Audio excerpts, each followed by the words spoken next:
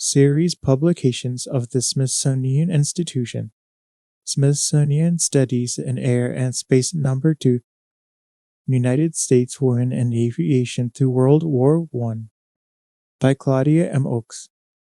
Aerial photography from Photations. Visit Photations.com and www.photationsstore.com for more fine art photography. Help support this series by visiting photationsdonations.com. Pilots. There were women who knew they could pilot an aircraft as well as men could. Like all aviators of the time, these women received very little formal training. They had to depend on their own enthusiasm, desire, and determination to achieve.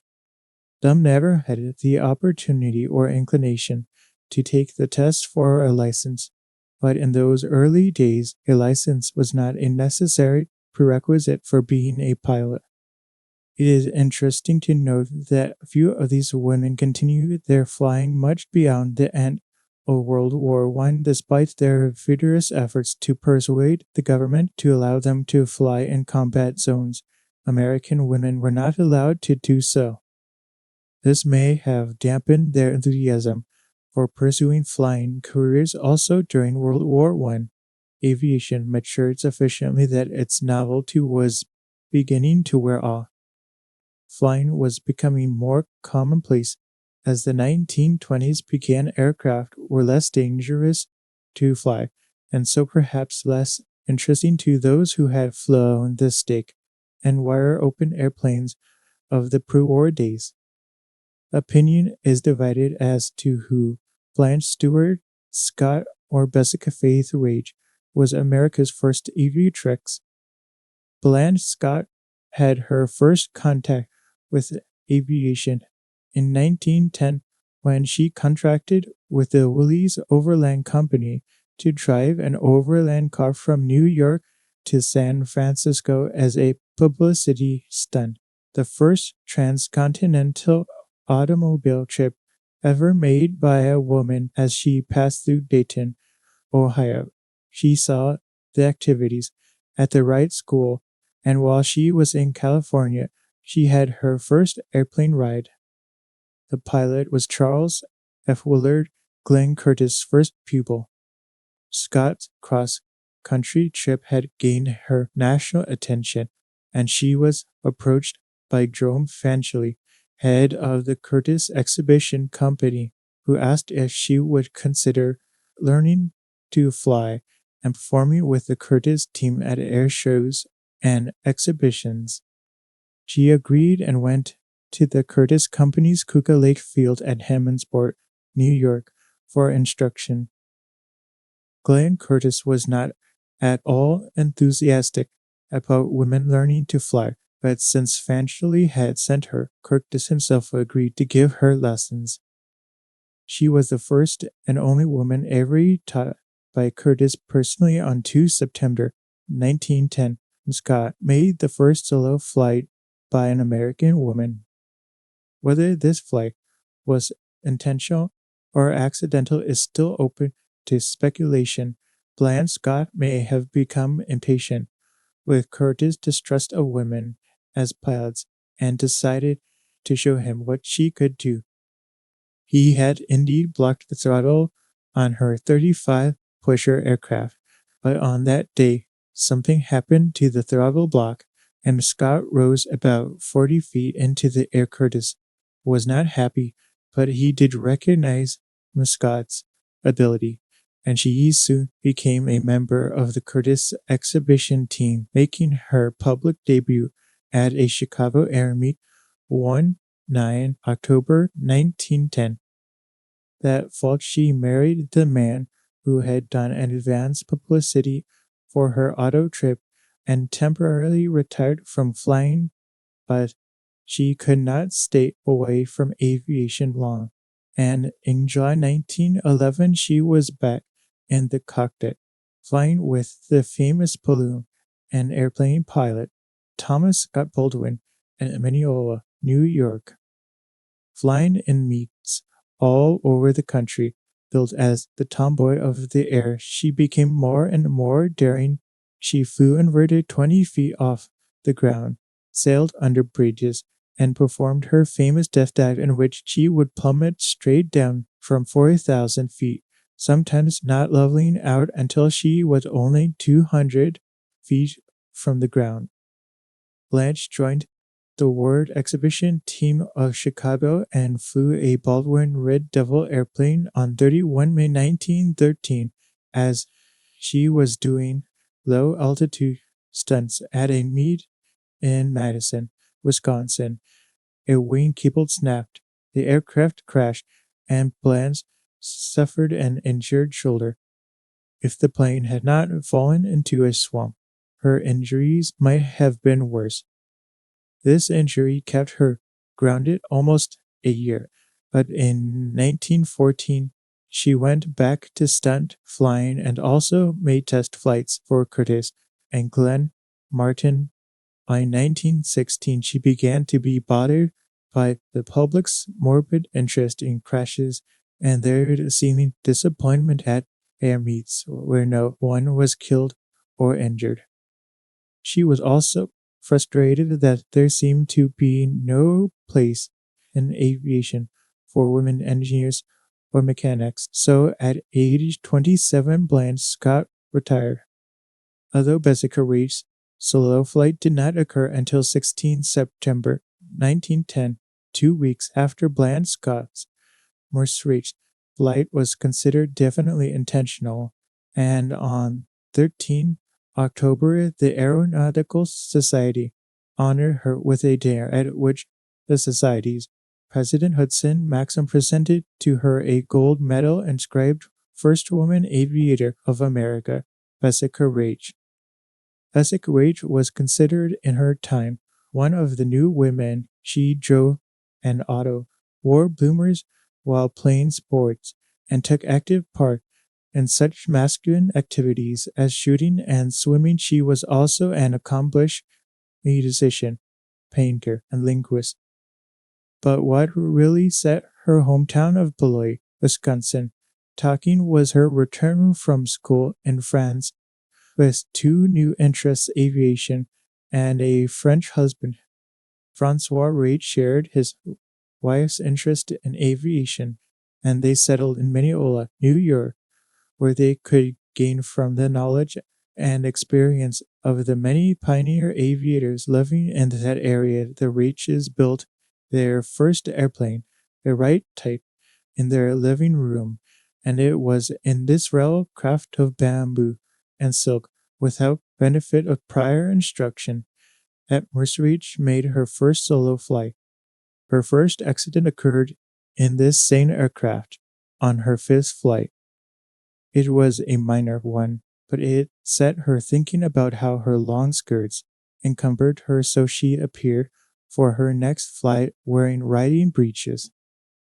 Inspired by the success of their first aircraft, the Rages built two more, which they sold. Soon, they formed the French-American Airplane Company and formally went into business. They imported China silk for wing coverings and were the first to substitute piano wire for iron stove wire to save weight. They believed that lightness was the key to improved aircraft flight. Maastricht designed and helped build her own personal plane, a Curtiss type biplane, with a 44-cylinder rebuilt marine engine, having a speed of 35 miles per hour. Unfortunately, Maastricht's health deteriorated, and she was forced to stop her aviation activities and move west. The Rages settled in California, and after her recovery, her interest in aviation apparently faded. Still not content with usual woman's work, however, Maastricht returned to school, received her degree in medicine, and became a practicing physician. The first American aviatrix to be killed in an airplane crash was Julia Clark. Miss Clark was a native of London, but had come to the United States, married, and settled in Denver. It was while she was living there that she decided to learn to fly. She enrolled as a student in the Curtis Flying School at North Island, San Diego, California, the first woman to be taught there. On 19 May 1912, she received her pilot's license, having flown in the 15-mile-per-hour wind at an altitude of about 800 feet. She purchased a Curtiss airplane and planned to do exhibition flying. The group she joined was scheduled to fly at the Illinois State Fair in Springfield on 21 and 22 June. Ms. Clark decided to make a test flight on 17 June just at dusk. The visibility was poor, and one wing of her biplane struck a tree limb.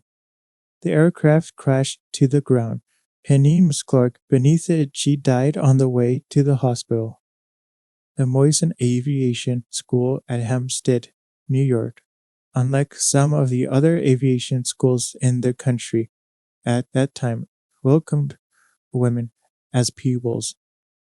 The members of the Moisen family who operated the school had studied the work of the French with monoplanes, so in contrast to the use of biplanes by most other aviation schools, the Moisen instructors taught their pupils Blériot-type monoplanes.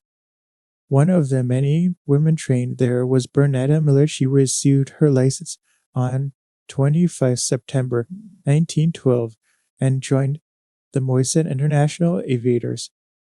Because they flew monoplanes, the group was invited to the U.S. Army's aviation field at College Park, Maryland, to demonstrate that type of aircraft. In October 1912, Ms. Miller flew the first monoplane demonstration flight before U.S. government officials.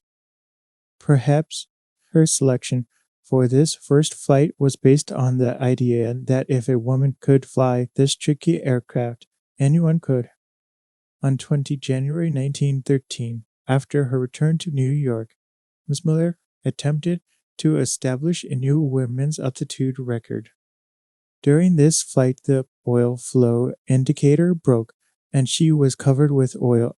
Although partially blinded, she successfully made a dangerous emergency landing. Ms. Miller took an active part in World War I, even though she was not allowed to fly at the front as she would have liked. She joined the Women's Overseas Service League and was attached to the 82nd Infantry Division in France. She served first as an accountant and then went to the front as a canteen worker. She was awarded the Croix de Guerre and many American citations for her work. Mercer Hornsby of Chicago was the 8th U.S. woman to receive a pilot's license. She soloed on 12 June 1914. Not much is known about her except that she was a graduate of the Wright School in Dayton, Ohio. It was not until late 1912 that the West Coast had its own aviatrix. Before that, people interested in the novelty of women flying aircraft had to be content with waiting until Eastern exhibition groups made tours.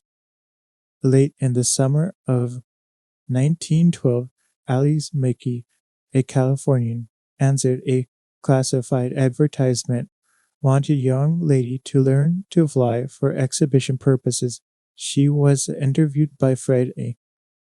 Bennett and one of his aviators, John Bryan of the Bennett Aero Company of the Palms, California, which had placed the ad.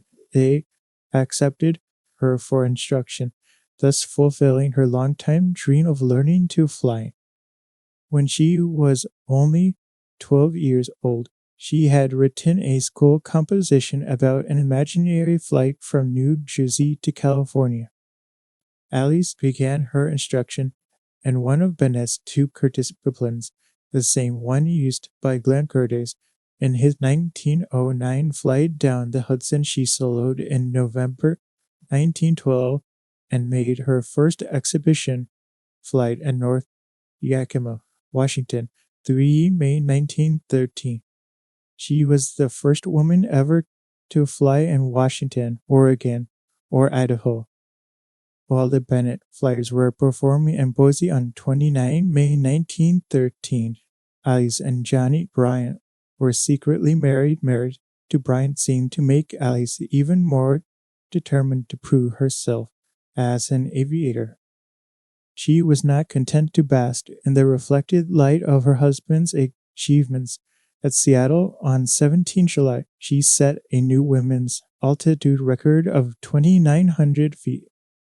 Subsequently, she went with the group to Vancouver, Canada, where she not only became the first woman to fly in Canada, but did so before the Prince of Wales and the Duke of York.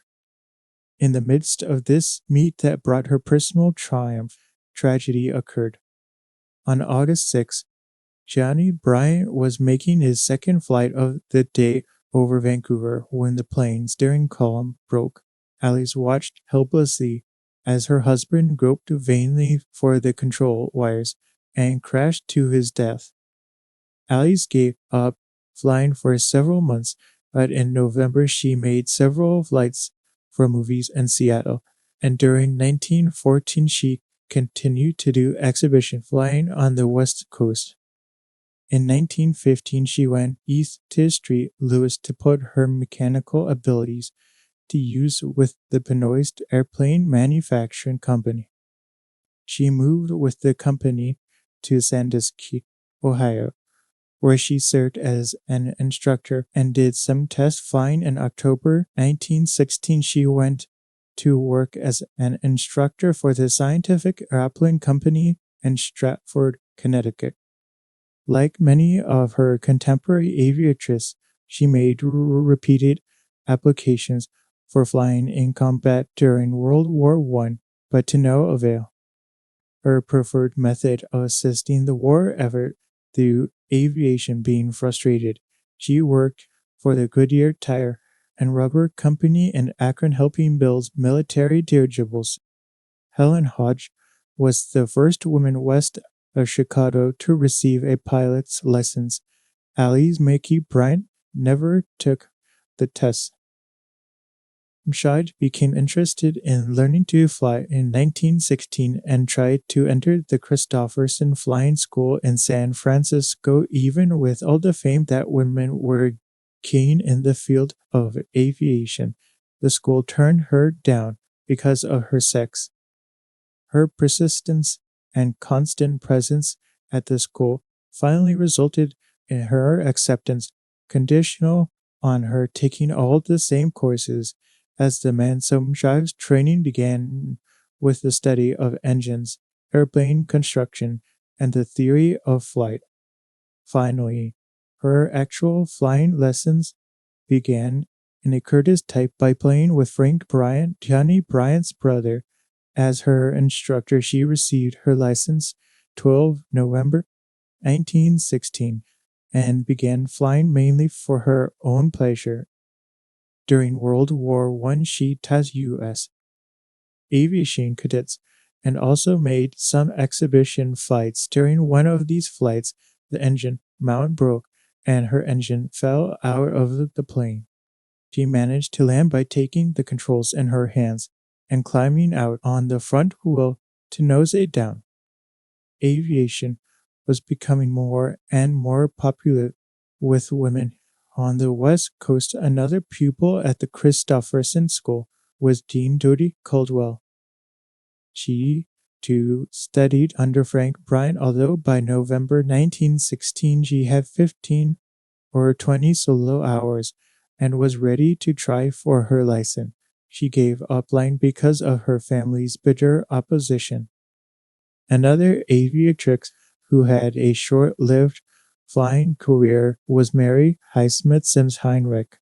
She abandoned her flying when she married her instructor in December 1914 after the death of her first husband, resumed the occasion for her inheritance of a small fortune, where Heinrich had decided to use part of her inheritance to enter into the spirit of the day and learn to fly.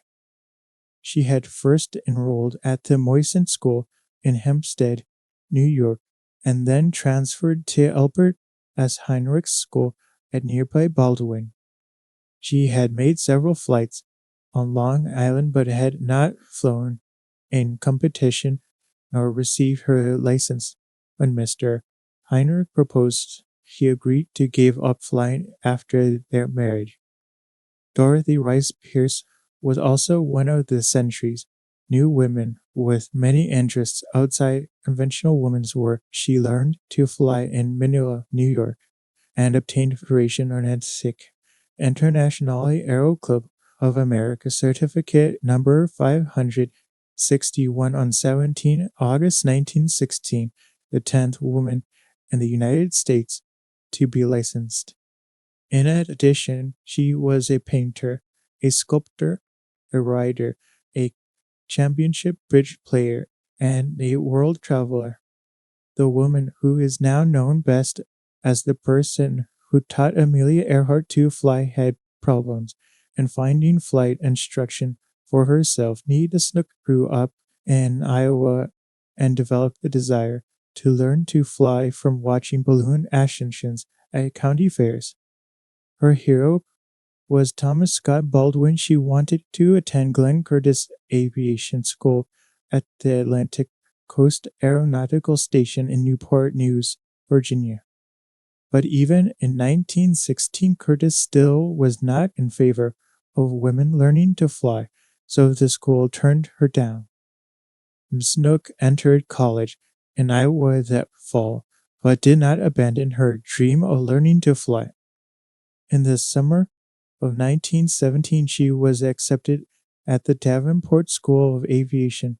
The school had just opened and had no airplane, so the task that faced Nita and the other members of the first class there was to build one.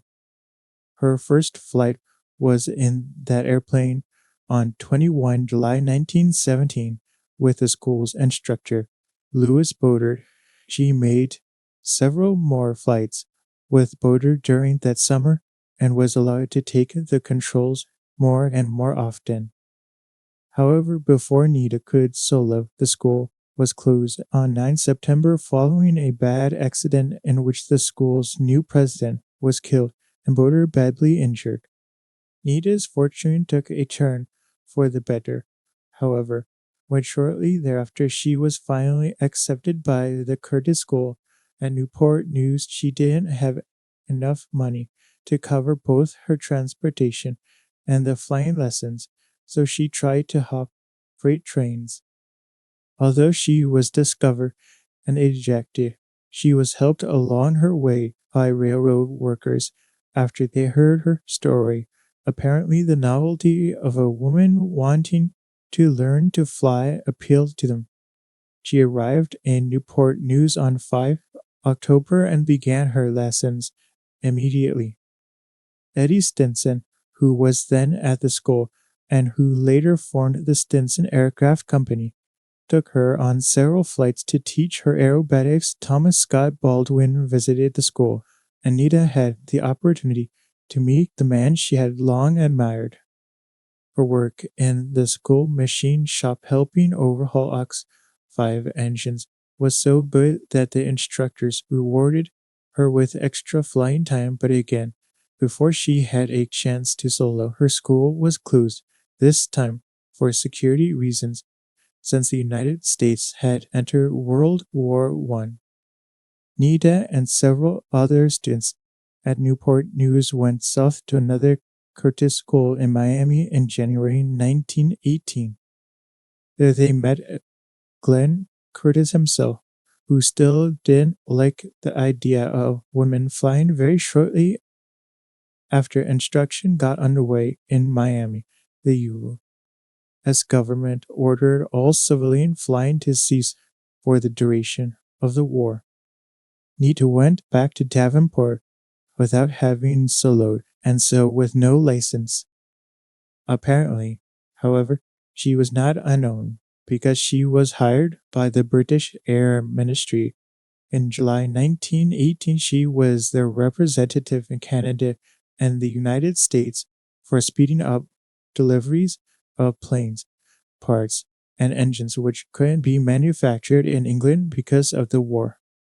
NITA took a firm stand with the various companies, insisting that the British equipment should have priority because they were actually holding off the enemy, while the United States was still in the process of building an air corps.